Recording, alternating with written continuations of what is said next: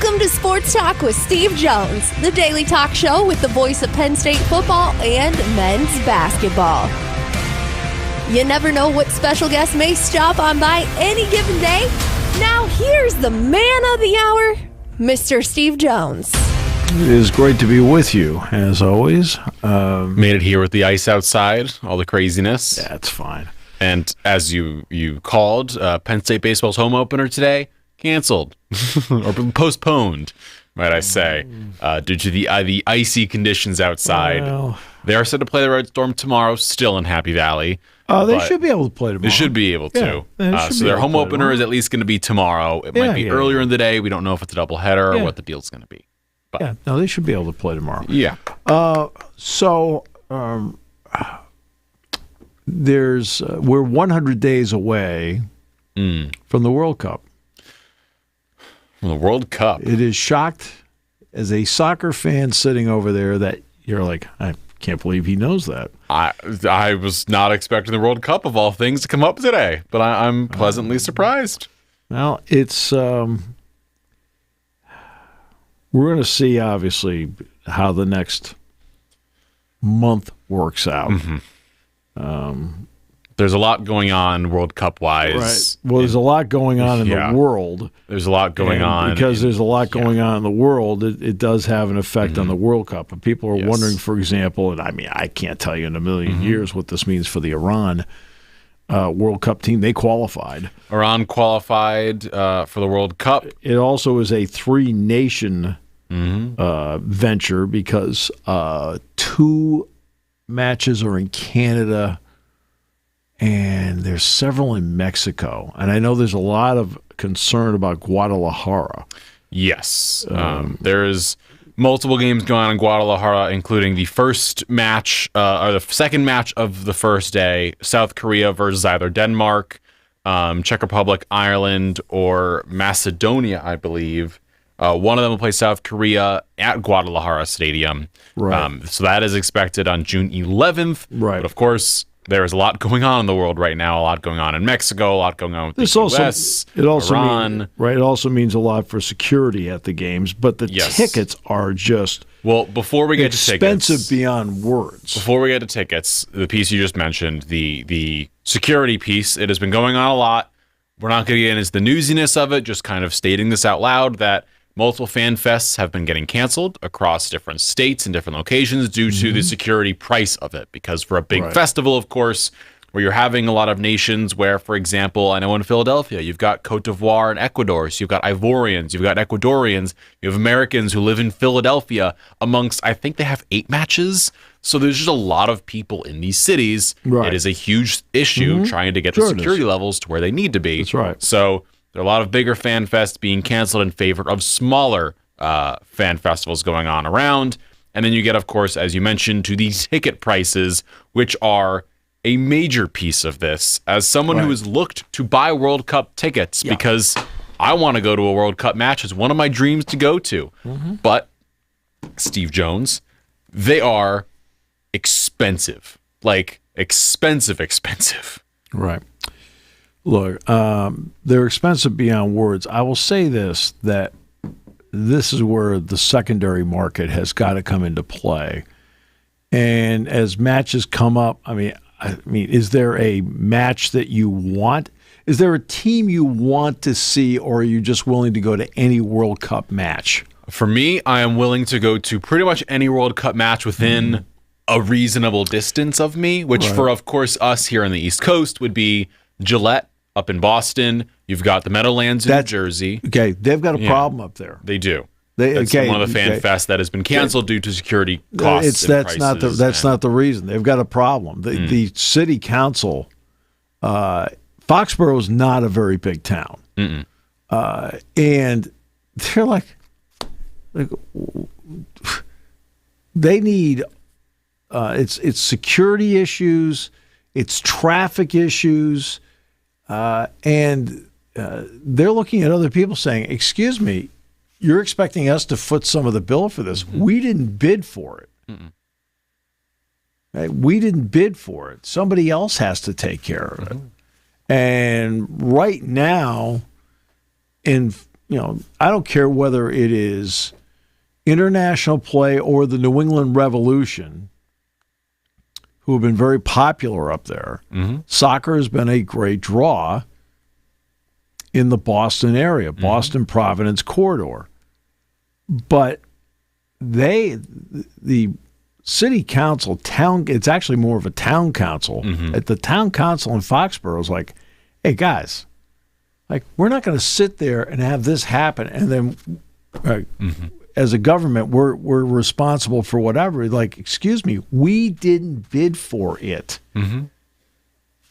And you have to give us help if you want this to happen. And of course, where are they getting nothing from? FIFA. You better believe it. And okay, that group, which just over the years has made people believe that they define corruption. Yes. Right. And it's between them, the IOC. People look at them and have a perception that they're corrupt. And they would be pretty spot on, Steve Jones. And so I want to go through, because you asked the question of what games you want to go to. So my answer was locationally. So for me, here in State College, it's okay, sure, I can go to Boston because I have family up in the Northeast. I can go to what's being dubbed Boston Stadium, of course, because you can't have branding on stadiums because unless they're a sponsor of the World Cup or for FIFA, they are not licensed to have their names. So I could go to Boston Stadium to watch Norway versus France on June 26th. Just so you know, that just means that instead of having the neon that says Gillette Stadium, they turn that off, and as you watch it, you can still see it. Yes, you can. So Norway versus France on Friday the 26th of June was one option. The other one, the next day on the Saturday, at MetLife Stadium, or New York, New Jersey Stadium as it's named, Panama versus England. And then the other option would be in Philadelphia Stadium as Croatia takes on Ghana on the same day. Those are the three locations that are easy to get to here on the East Coast because they're all in the same area. No matches in D.C. It's those three. It's those three places. Yeah. I would like you to guess for me, Steve Jones, what is the price of a ticket to the Croatia versus Ghana match, that June 27th game? On the resale market, what is the cheapest ticket, single ticket? $1,200. $1,200? $1,200 for a pair of tickets. The cheapest is $823, but it's currently on sale for $650 per ticket, mind you. So let's say for me, I want to take my best friend who's getting married in the middle of the World Cup. He's the reason I love soccer. I want to take him to go to this game. Wedding present. $1,300. You know what it doesn't cover? Doesn't cover parking. Doesn't cover travel to get there. Yeah, that's the other part that they were talking about in Boston. Paying for two people to go to a match, $1,300, plus the parking's about $200 is the average price right now. So we're paying $1,500 to go to a game. Yes, you are. One single game. And this is Croatia-Ghana. We're not talking about France or England or Brazil. If you're trying to go to those games, you're spending at least $1,000 per ticket. That's the current ballpark. Here is my rationale on this. And it may not be the best, but I'll talk about it anyway. And that is, when's the next time you have a chance to go to it? That's the thing. But that's the other piece of this. So I don't care where I sit. I'm more than happy to sit anywhere. I was fortunate enough to be able to go to a bunch of Copa America matches over the past few years. 2016, I got to go to the Copa America match in Gillette. I got to go watch Chile play. They made it to the finals. They were incredible. They were one of the best teams in the world at the time. They were like 12th in the world. Incredible. The tickets were like $40 per. And this was 2017, 2018. For me to sit in the quote-unquote Category 3 ticket at Gillette Stadium for Norway versus France, a match I really want to go to on June 26th. The Tier 3 tickets, or Category 3 tickets, are considered like the top of the far corners of the stadium. So we're literally talking about the corners of this thing. Very few sections. $1,000 a ticket. $1,000 a ticket. If you thought you were going to try and bring you and your friends to go to the World Cup, it's not happening. If you're sitting there saying, I wanted to bring my child to go watch it because our family and is from Norway. We moved here 35 years ago, and we're from Norway. I want to go support our country. $1,000 a ticket.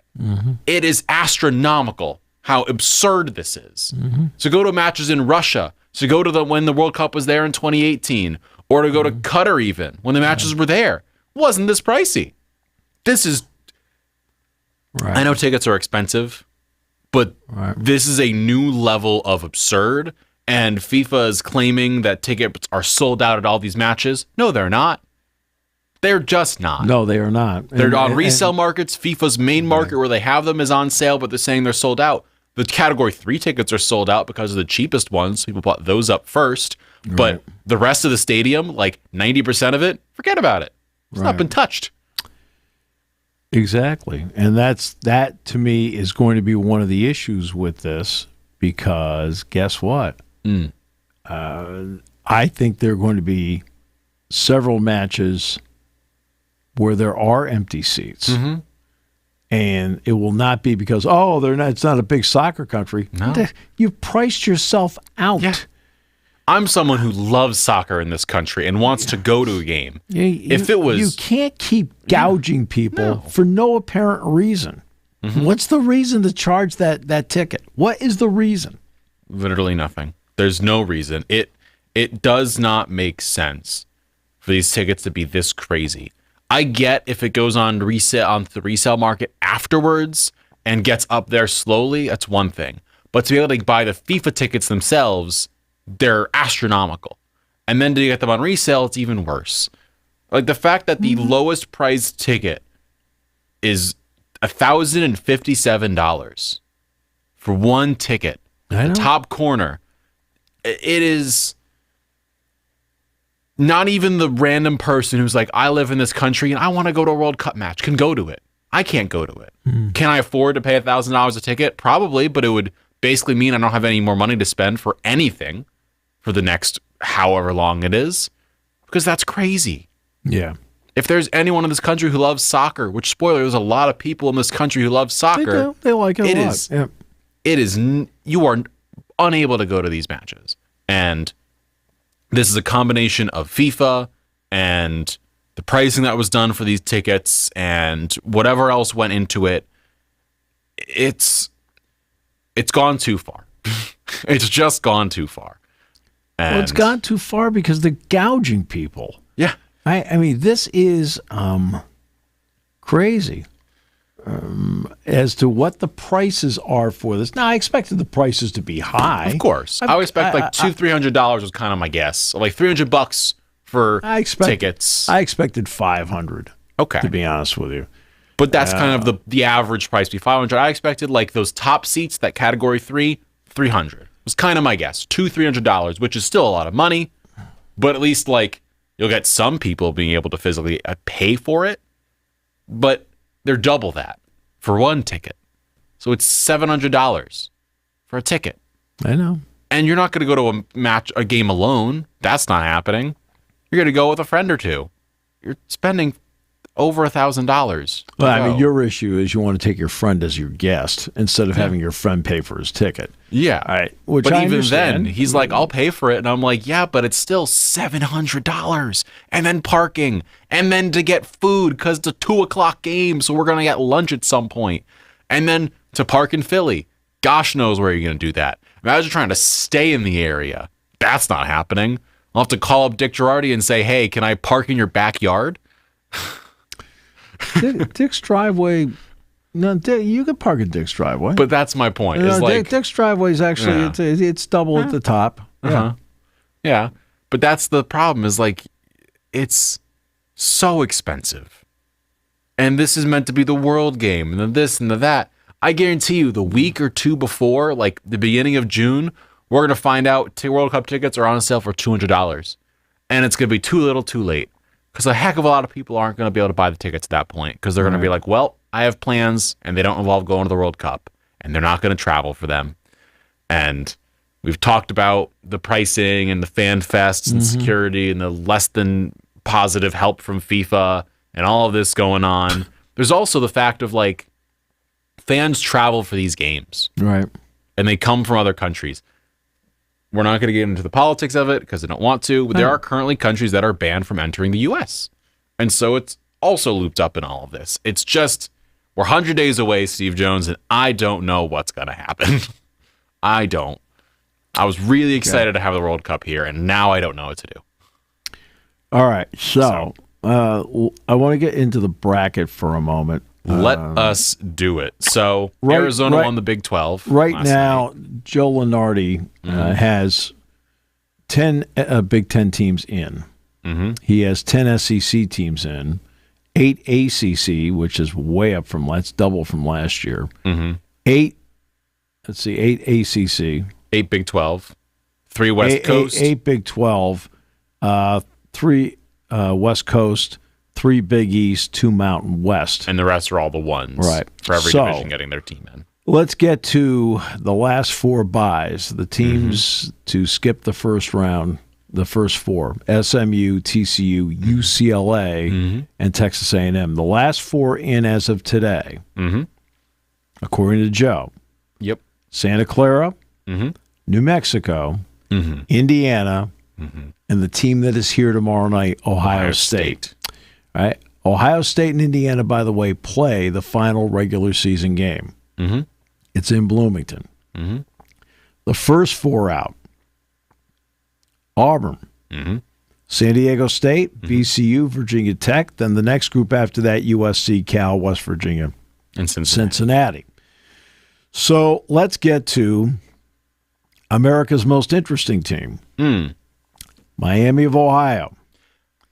29-0. They have Toledo next, I believe. And they just beat Western Michigan.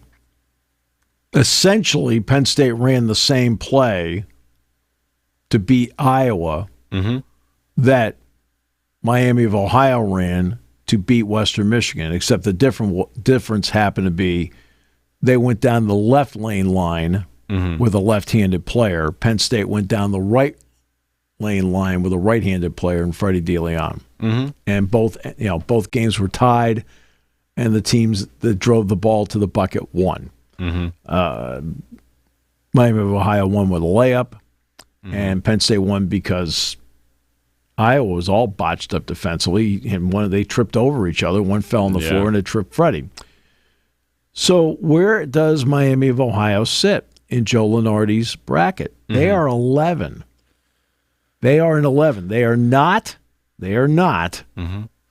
in Dayton as an 11. He's got them opening up in Philadelphia, taking on Kentucky. They're in the same bracket as Kansas. Kansas and Navy, the other half of the bracket.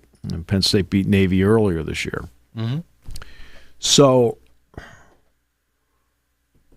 it comes down to, I still maintain they've got to win out and win the tournament to get in. I mean, I'm not saying they don't deserve to be in. If I'm on the committee and they lose in the tournament, I put them in. This is not me talking, okay? I'm trying to talk about what the committee might do. I mean, my vote would be you're in, you've done enough. But they do have several issues, some of which they did not create. They, of course, have talked about the scheduling of the teams that they've asked to play them and that have said no because they don't want to get upset. I want to give you a number. And I tried to explain this at the Hoops Club the other day, and I was trying to be nice about this. I mean, you're never trying to be vindictive about it, but you're like looking at the crowd. You understand what they think. Yeah. You understand what they think. I've done this for a long time. I know what they think. Right? Yeah. If Miami of Ohio comes in here, it's not a big game to them. Right? Now it ends up being a close game. How can you have a close game with that team? Right? Now, okay, no. Now okay. Now, in March, if you were to look at the same group of people, Miami, Ohio, I mean, they're pretty good. But the game would be in November. And the fans going into the Jordan Center, I did do a game once at Miami of Ohio, but in all likelihood, Penn State's never going back there. It'll be the one game I do there. They'd play them here. Yeah. And fans would be like, well, that's a nothing game. What'd you schedule that game for? This is November. Remember, the mindset of November is different than March. What are you playing them for? Why'd you have a tight game with them? I can't believe you lost to them. Even though you try to explain to people over and over again where essentially you're wasting your time when you do it, and I'm not big on wasting my time, but I've had to waste a lot of time over the years with certain things. Steve Jones. I'd be wasting my time telling people like they got this guy, they're really good. Their offense is incredible. Because their offense is really good. They're really good. They're over 90 points a game. They're like, statistically, Gonzaga and UNLV are the only two that are undefeated, and over 90 points a game. Yeah. And their defense is okay, but you'd have to. So they can't schedule anybody because the coaches know they're good. The fans have zero clue in any possible realm. They have no clue that they're any good. Same thing with St. Louis. They're in the same boat. St. Louis, what are you playing St. Louis for, right? St. Louis, right? Remember, what's the mindset in November? It's not March. It's just get through it. Now, but I'm saying, though, in March, fans have a different viewpoint. When St. Louis is pretty good, Miami of Ohio is pretty good. Not in November. In November, you play them. Why are you scheduling down? What's the problem? I don't understand. I can't understand you had a tight game with that team. Yeah, right. This is what you run into, and this is what they run into. The coaches know they're good, and they won't schedule them because they know they're going to get fan backlash because the fan bases have no idea how good anybody is in November. All right, so Penn State played Navy earlier this year. Yeah, what is Navy right now? I believe they're the champions. They won the Patriot. They won the Patriot League 17-1 in their conference, 25-6. Right. Pretty good team. Well, again, Ed DeChellis did a great job. Yeah. I'll do just a quick side story. Ed DeChellis did a great job of knowing he had a terrific team coming back because he had all 5 starters plus his 6th man, all back from a team that went to the Patriot title game last year against American. Well, Eddie stepped aside to give it to John Perry because he knew they were in transition in the athletic department, and he knew it would give John the best chance of getting out of the gate, right? Because Eddie's always been incredibly unselfish. But that's my point, though. Okay, now they're back, 25-6. Right. Now, they beat him. Okay, whatever. Okay, blah, blah, blah, grumble. Like, you just sit there and go, done this a long time. Why in a close game with that team? Why doing this? We're 25-6 and won their conference. Right. So. And guess what? In the pregame show, Dick and I talked about how good that team was. Yeah. Right. And they were a good team, and they are a good team. Yeah. But Miami of Ohio, undefeated, 321 is their schedule rank. 321. Okay. Who has more quad 1 wins, Penn State or Miami of Ohio? Penn State. But I will. You want to know why? Miami of Ohio is none. And I will challenge you, Steve. Do you want to know how many quad 2 wins they have? They have 1. 1. Between quad 2 and quad 3 wins, they have 10. They have 1 quad 2 and 9 quad 3 wins, Right. Steve Jones. I want you to tell me, Michigan, any quad 2 or quad 3 losses? They have 1. They have a quad 2 loss. Yeah. Illinois, quad 2 loss. Right. Iowa, quad 2 and a quad 3 loss. Wisconsin, 2 quad 2 losses. You go down the list. The only teams that don't have any. Except the issue is. The issue is how many quad 2 wins do they have? They have 1 quad 2 win and 9 quad 3 wins. No, I'm talking about how many quad 2 wins does Michigan have? How many quad 2 wins does Illinois have? So Michigan is 10-1. Right. So the best comparison here. See, they may have lost a game. Hey, they may have lost a game. Yeah. But they pawned 10 others. The best comparison I've got for you is Indiana, a team that we've said is currently in the tournament. As of this moment, they're in. They're one of the final teams in. Okay. So they're 2-1 in quad 2 and 6-0 in quad 3. Same number of quad 2, quad 3 games total. They played 2 more quad 2 than quad 3. Sure. But they're 2-1. So they lost a quad 2 game. Miami of Ohio is not. Right. I think Miami of Ohio gets a game. Why they have 1 game to lose. Let's say they lose a game before the season ends and then win their tournament. Of course, they're in. They should still be bumped up higher. If they lose 2 games, we can talk.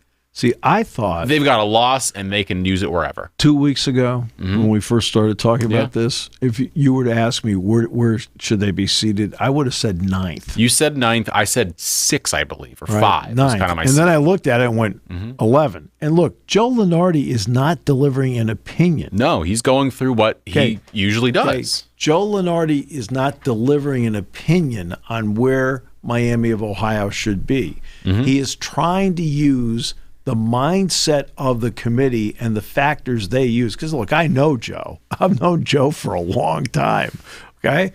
That's why we've had him on the show so many times, because I can just text him and go, Joe, do you have time to come on the show?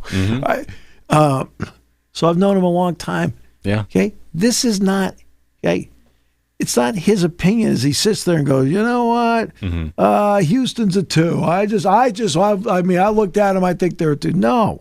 Okay, the guys who are on game day, like Jay Billis, Jay Williams, Seth Greenberg, right? They deliver an opinion as to where they think they should be. Joe is delivering what he thinks is what the committee will do with them. Yeah. He's trying to use their mindset. He's got them as an 11, and CBS is the same thing. Right? I mean, CBS is the same thing, where CBS is sitting there, and they've got them as an 11 as well, which means they are a loss away from not being in. May I ask a question? Because I feel like I'm going crazy with it. There was a weird push this past week for Auburn to still be in the tournament. They're sitting at 15-14. Yeah. They're 40th in the net.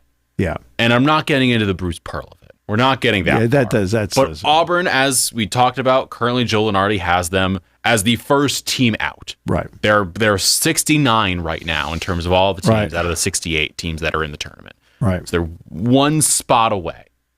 They're 15-14. Right. They're 6-10 in their conference. They are not a good team. Everyone's going to say, "Oh, but they've beaten every bad team. They've only lost to the best teams by close games." Sure.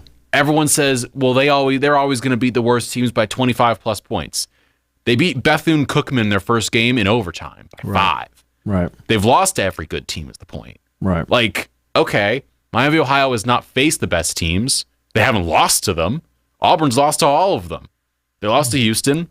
They got blown the doors off of by Michigan. Same with Arizona, Georgia, Purdue. You go through the list, they haven't beaten a good team. So why are we saying, "Oh, but they play the good teams and they're 15-14. They deserve to get in"? By the way, they haven't beat anyone. By the way, you know where CBS has Miami of Ohio? Where? 12. Oh.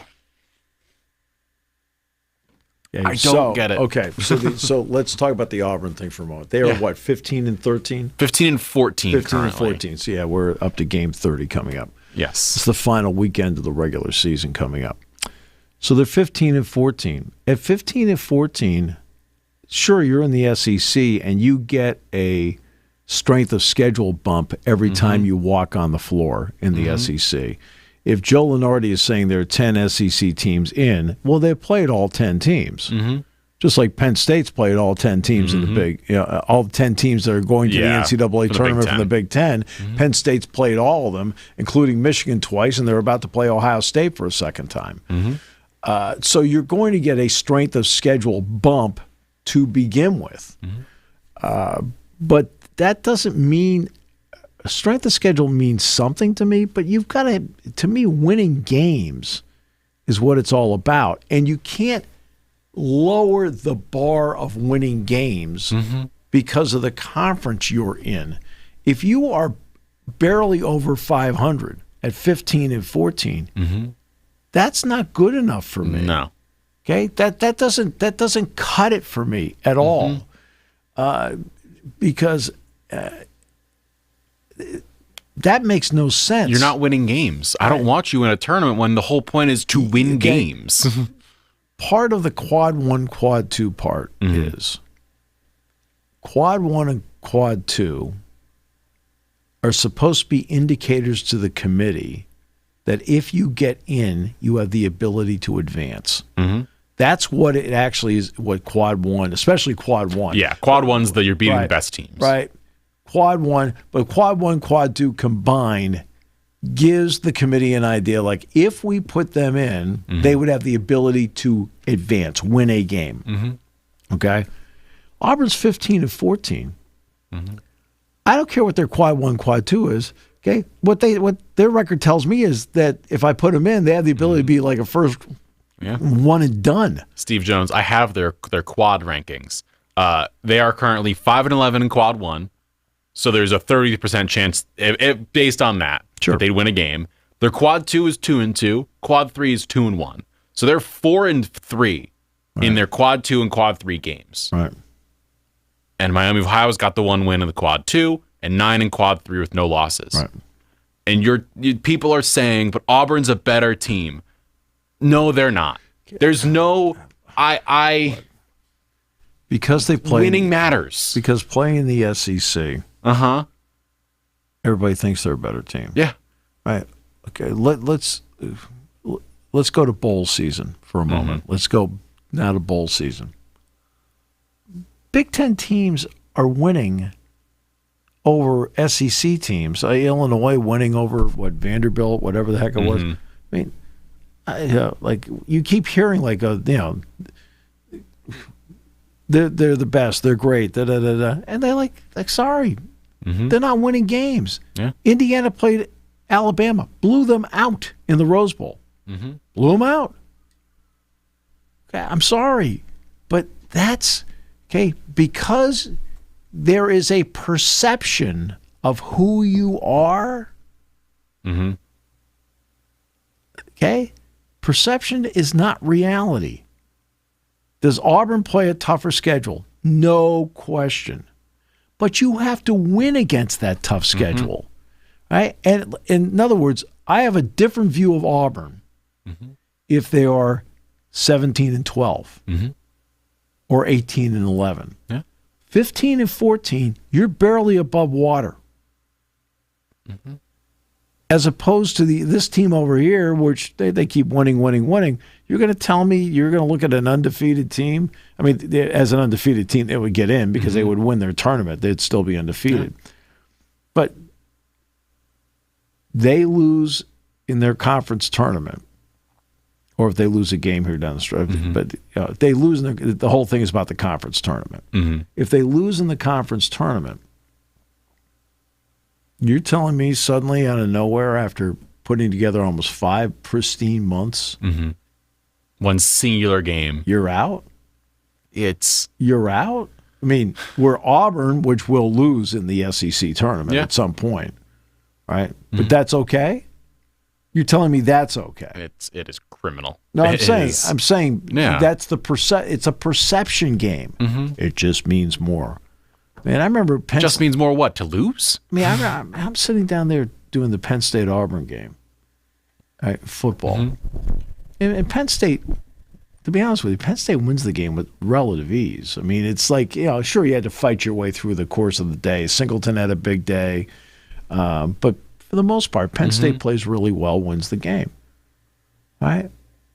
And you just want to be. On the air, you just want to be like, just take care of it, be professional about it. Jack and I had to walk across the field to get to the bus and those sites would get to the airport. I looked over at Jack and I said, well, this is quite the win because down here it just means more. Hey, you keep throwing out stuff like that, you develop a perception, especially after last year where 14 out of 16 got in.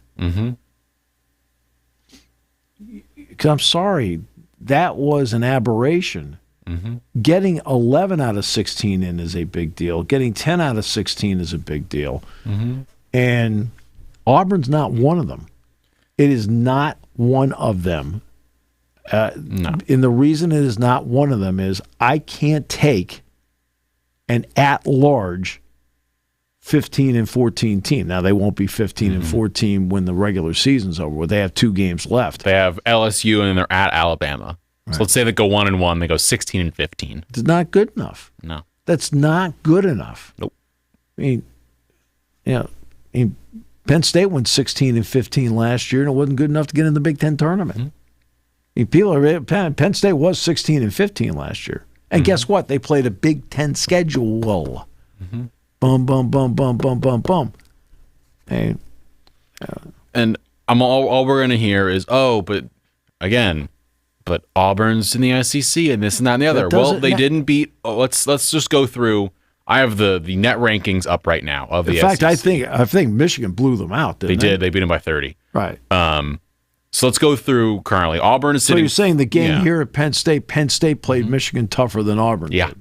Just checking to make sure. Exactly. So Auburn currently is 38th in the net rankings. Right. The teams below them in the SEC are Texas A&M at 43. They're in. Miami of Ohio, by the way, is at 52 right now, or 51. Right. Missouri's 53. Oklahoma's 62. LSU is 70. Ole Miss 91. Mississippi State 104. South Carolina 108. Those are the teams below them. Let's see here. They just lost to Ole Miss. Just lost to Oklahoma. Just lost to Mississippi State. They lost to Tennessee. They lost to Missouri. Lost to Texas A&M.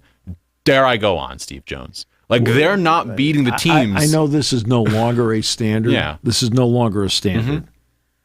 But what are they in their last 10 games? In their last 10 games. Okay, this used to be the last 12 game standard. That is no longer there. But I just want to know out of curiosity. They are 3-7, and they've lost out of their last 8. They've lost 7 of 8. Okay, so I'm saying though that is not. I remember Oklahoma was in this spot, and I'm trying to think it was the Trae Young year. Maybe in the Trae Young year. It was Trae Young or Buddy Hield. It was one of the two of them. Okay, where they built up all these wins, and they got to February 1st, ice cold, and went like this. Well, it's the full body of work. Okay, again, the committee is brilliant at just making up. They've got standard lines that they like. I'm sorry, down the stretch, you don't deserve it. Nope. Okay? Hey, guess what? Now is winning time. Yeah. If you want to make your argument to be in the tournament, win games down the stretch. Don't lose 7 out of 8. That tells me you don't belong in the tournament. No. Steve Jones, right now, I know we talk about the positives of the Ken Palm of the net. They're guidelines. They're guidelines that kind of guide in the right direction and give you an idea. The net is definitely used in the room. Yes. There are quietly people that get a hold of Ken. Yeah. Because I've talked to Ken Pomeroy about this. They quietly get a hold of him saying, okay, we just want to know what what do you think here? So going through currently teams that one of the teams that we talked about that's in the last 4 in, Santa Clara, is sitting 37th in the Ken Palm. Right. Auburn is 40th. So in the same ballpark, they're only separated by 3 or 4 per Lenardi's numbers. My question Where is Miami of Ohio, Steve Jones? 86. Right. I know they're 86. Yeah. No, I already knew that. And it's But like Santa Clara, let's just take there for a moment. I would like to know what they did against St. Mary's and did they play Gonzaga? St. Mary's, I'm pulling up their schedule. So they're current 24-7 right now. Well, you're talking about Santa Clara. Santa Clara. They lost to St. Louis by 1. They beat Minnesota. Yeah. Scrolling on down, they lost to Gonzaga by 12 at Gonzaga. Okay. Beat St. Mary's at home. Yeah. All right. And so they beat St. Mary's. They lost to St. Mary's by a few days ago by about 19, and lost to Gonzaga by single digits. So they're in the ballpark. Right. To me, they're a good shooting game away from winning the game. They have proven to me that they are a competitive team. It would behoove them not to lose in the opening round of the tournament. It would behoove them to make the semifinals of the West Coast Conference tournament when they go to the Orleans down in Las Vegas. But again, that's what I'm looking at. Who are the head-to-head people? Yeah. New Mexico is a team that they lost to by a couple points. But New Mexico allegedly is in. They're also in the same ballpark. The 22-7. They lost to Nebraska by 12, which isn't a bad loss, as we've now found out. They beat Santa Clara, of course. They lost to Boise State by single digits. They lost to New Mexico State by single digits. San Diego State by 4. Yeah, Utah State they lost by a bunch. Boise State by 1. Nevada by single digits. Same ballpark. not bad by any means. Are they a great tournament team? Probably not, but Now remember, the last time the Mid-American Conference had multiple teams in the tournament was actually the year Wally Zerbiak and Miami of Ohio went to the Sweet 16. Mm-hmm. It's been a minute. I shock you with these things, don't I? You do not shock me, Steve Jones. I am unshockable due to you. But the point is... See, my point is that it's been a long time since the MAC had multiple bids. Mm-hmm. They are rarely, if ever, a multiple bid league. Mm-hmm. Miami of Ohio, in all likelihood, they will win their last 2 games. Mm-hmm. In all likelihood, they will win the 3 games. I believe that their tournament's in Cleveland. Mm-hmm. In all likelihood, they'll win 3 games. Mm-hmm. I feel like that game with Western Michigan, which was on the road. Now, you're going to have a game like that. You okay? Yeah. Right? It's like this is. It's so difficult to have that march where like boom, boom, boom. You're just and you're beating everybody by 15, 30 points. I mean, Michigan has how many 30-point wins this year? Oh my gosh, they're somewhere in the teens. Yes, closing in on 20, somewhere in there. Right. Yet here they had to survive a shot to win by 2. Mm-hmm.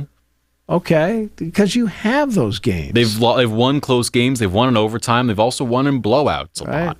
Like they are a team that said, Duke's playing the best basketball of anybody right now. They are, but we'll get to Duke in a second. Just to wrap up with Miami, Ohio real fast. So Miami, Ohio has 2 more games coming up. They play Toledo today at home, 7 o'clock. And they play on the road. And they play on the road at Ohio on the 6th at 9 p.m. Those are their final 2 games of the season. I saw the Miami, Ohio game at Miami. They won 90-74. They won, yeah. And then Toledo they beat earlier this season, 87-73 at Toledo. So they've won both of those games already. They now have these final 2 coming on up before. But again, notice the scores. Starts. They score a lot of points. They have cracked, let's see here, 129, 111, 109, 135, 100, 105, 107. There's lots of 90s in here. Like they're the 4th highest scoring team in the nation. Yes. Is where they're currently at. Number 4 in the nation. Mm-hmm. The only team statistically that is above them, actually, in terms of point totals, this point total was wrong, is Alabama. The Crimson Tide put 92.1 points up. Miami, Ohio is 2nd. Yeah. Number 2, Michigan is 8th, for those wondering at home, at 89 points, which is, again, for Michigan with their schedule, was wild. Actually, when Michigan came in here, you know what they were averaging points per game when they came in here? 97. Yeah. I'm sitting there looking at the stats going, okay. And by the way, they've got a problem now. LJ Kason's out for the year with a torn ACL. So now their rotation gets reduced to 8, but they take out a guy, with all due respect. I know Burnett had 31 in the game in Ann Arbor against Penn State. Yeah. With all due respect, he's just another guy. Yeah. Kason's a better player. Kason's a better player than Burnett. Burnett's older, but Kason's better. I think McKinney's a better player. I would agree. Speaking of the rest of the nation, though, the teams that are currently quote-unquote at the top, Arizona won last night 73-57 over Iowa State, number 6 in the nation, to clinch themselves the Big 12 regular season title. And then Duke beat NC State 93-64. They themselves clinched the ACC title. Here's Arizona's issue. Arizona is an excellent team. And Tommy Lloyd was doing something about, people think we're soft. I don't think they're soft. I think they're a pounded inside kind of team. I think they're a physical team. It's 180 of that. The issue I have with them is that there's going to be a game somewhere in this tournament where they're going to have to hit some threes, and that's not their game. They are a very, very up and down 3-point shooting team. But they don't take a lot either. No, they don't. They as you said, pounds it inside. Braden Burries, Jaden Bradley, these guys can hit the 3. Burries is at 37%. Bradley's at 39%. Burries is currently expected to be a lottery pick in the NBA draft in terms of kind of where he's at after the season. You've also got Karchenkov for them, who's the other guy. He's a 30% shooter, which isn't great.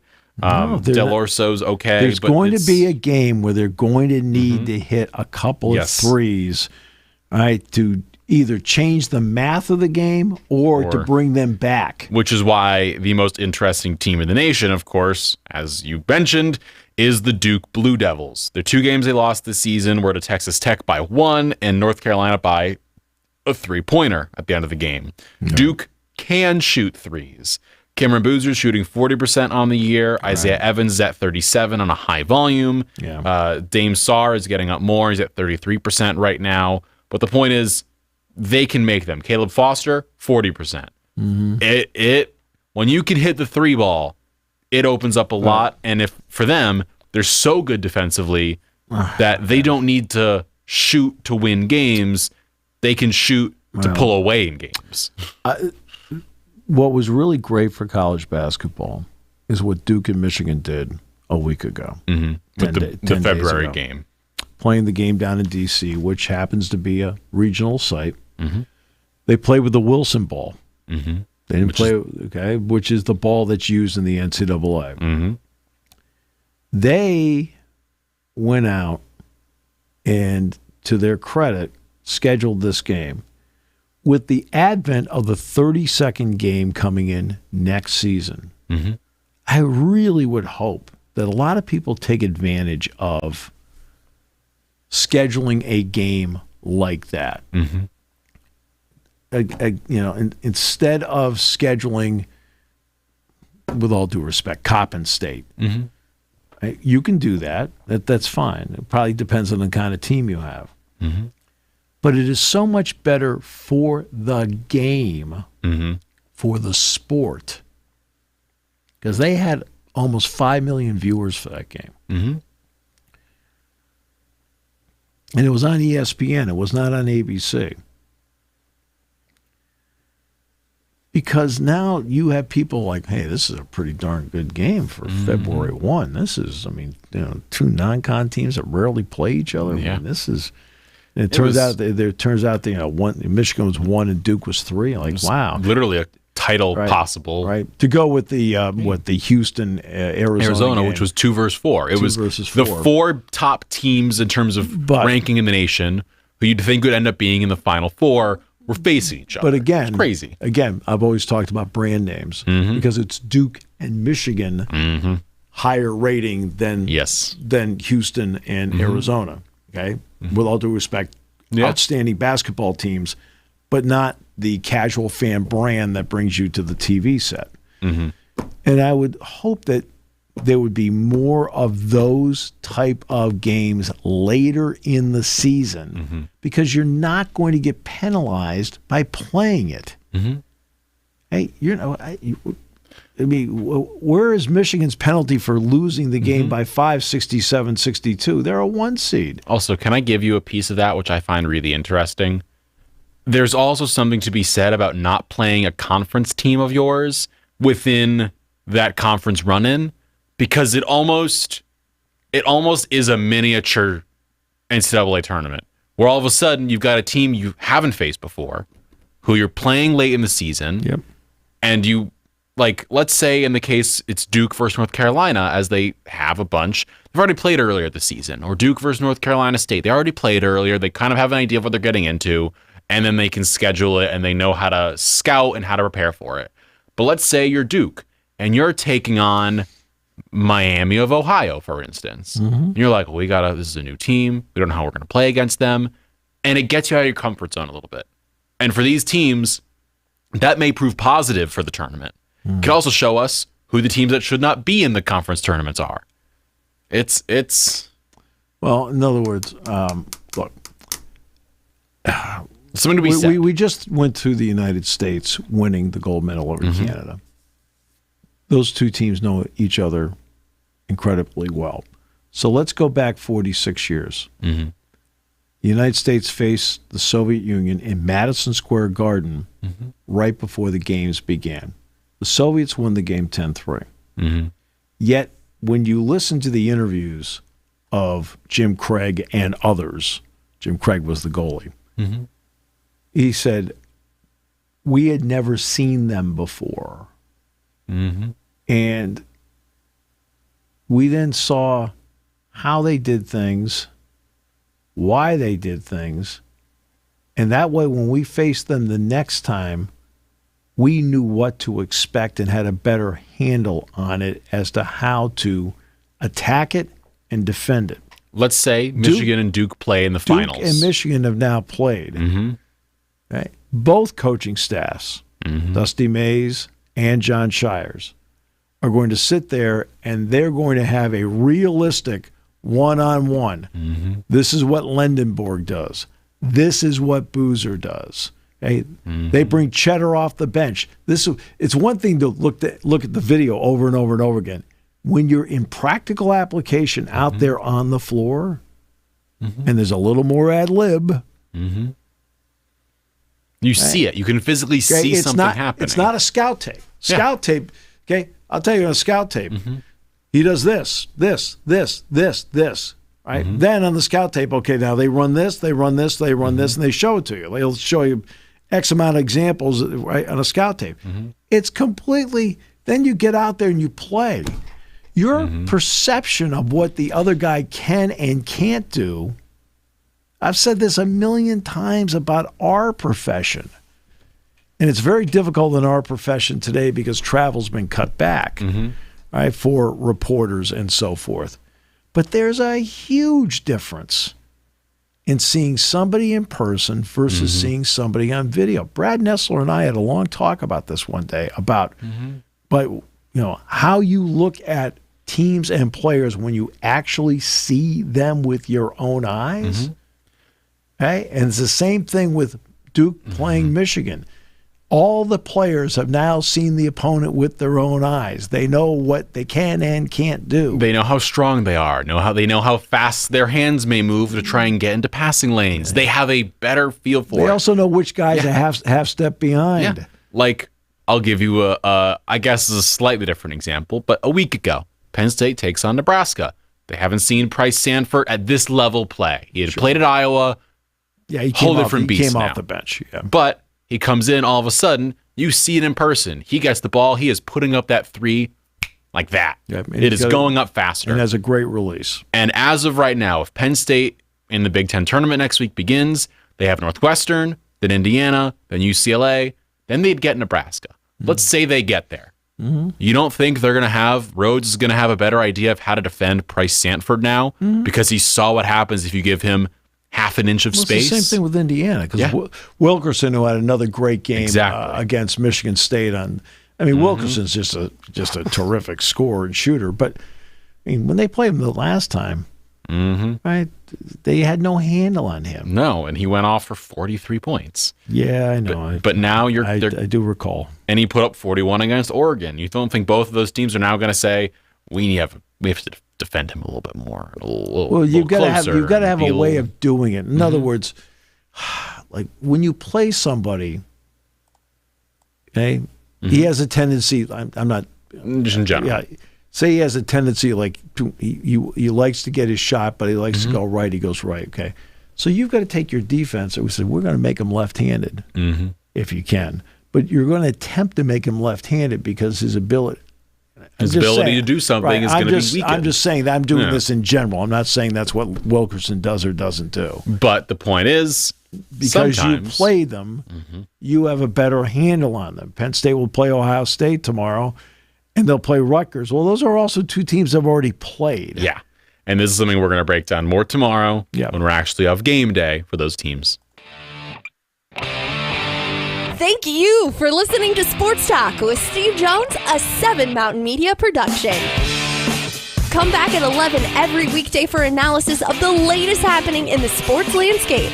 From college football to European soccer, Steve and